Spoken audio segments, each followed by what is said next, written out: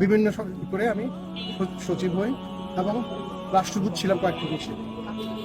আমাকে 2017 সালের ইলেকশনের আগে আমি এয়ারপোর্ট যাচ্ছিলাম আমার মেয়েকে আনার জন্য। আমাকে 8-10 জন লোক বহুদিন ধরে ফলো করছিল।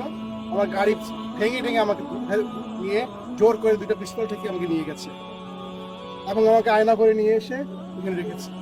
আমি যেহেতু সেনাবাহিনীর অফিসার এবং এই ঢাকারই অফিসার, আমি ঢাকা সেনাবাসী ছিলাম, আমি জানতাম কোথায় আমাকে রাখা হচ্ছে এবং সেইখানে প্রচন্ড নির্যাতন করা হতো লোকদেরকে। কয়েকজন আমাদের পলিটিক্যাল অফিসার যারা সেনাবাহিনীর বাণিজ্য ডুবিয়ে দিয়েছে ডিজিএফআই থেকে তারা স্বার্থান্বেষী কতজন লোক মেরেছে তারা খোদায় জানে। তারা এবং র্যাব এবং অন্যান্য যারা এখানে আছেন, বিচার বহির্ভূত হত্যা, গুম, খুন, ক্রাইম এগেইনস্ট হিউম্যানিটি। আমার দোষ কি ছিল? আমি কোনো রাজনীতি করিনি, কখনো আমি কোনো দলও করিনি। আমি সরকারি কর্মকর্তা ছিলাম একজন। আমার দোষ ছিল যে আমি লেখালেখি করতাম। আমার কলমও কি তারা কন্ট্রোল করবে?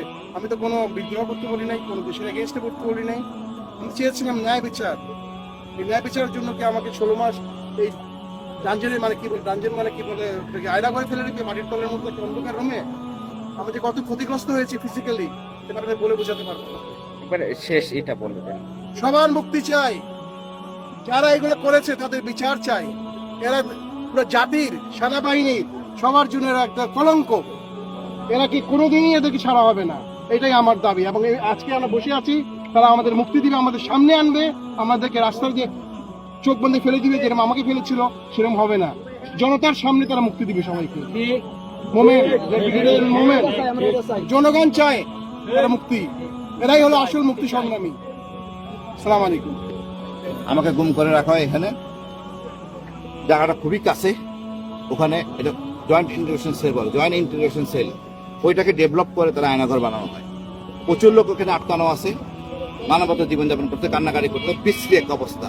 দীর্ঘদিন ধরে কানে রাতে ঘুমাইতে পারে না, টর্চার নির্যাতন চলতেছে, মুখ বন্ধ। এটা তো একটা স্বাধীন দেশে হইতে পারে না। আমরা কারো করা দিন না, কাউকে উঠে নিয়ে রাখা যায় না এইভাবে। এই সেনাবাহিনী আমাদের গর্বের সেনাবাহিনী, স্বাধীনতার প্রতীক সেনাবাহিনী। এই সেনাবাহিনীর উপর বন্দুক রেখে কিছু অসৎ ডিজিএফআই কর্মকর্তা রাজনৈতিক সুবিধা নেওয়ার জন্য সেনাবাহিনীকে বদনামে ফেলাতে পারে না। এই লোকদেরকে চিহ্নিত করতে হবে, বিচার আনতে হবে, এবং এদেরকে সবাইকে থাকতে হবে, জবাবদিহির মনে আনতে হবে।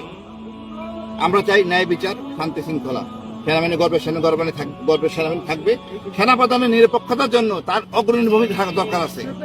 তার ভূমিকা হলো এটাই, দেশে কারণ ছাড়া অতি দ্রুত ছেড়ে দিবে আর আমাদের কাছে দিবে। ওই রাস্তা নিয়ে ফেলাই দিবে, চোখ বেঁধে, এটা হবে না। এইসব গল্প বন্ধ, 6-9 হবে না। এইখানে আমাদের দিতে হবে, আমরা এখানে যাবো না।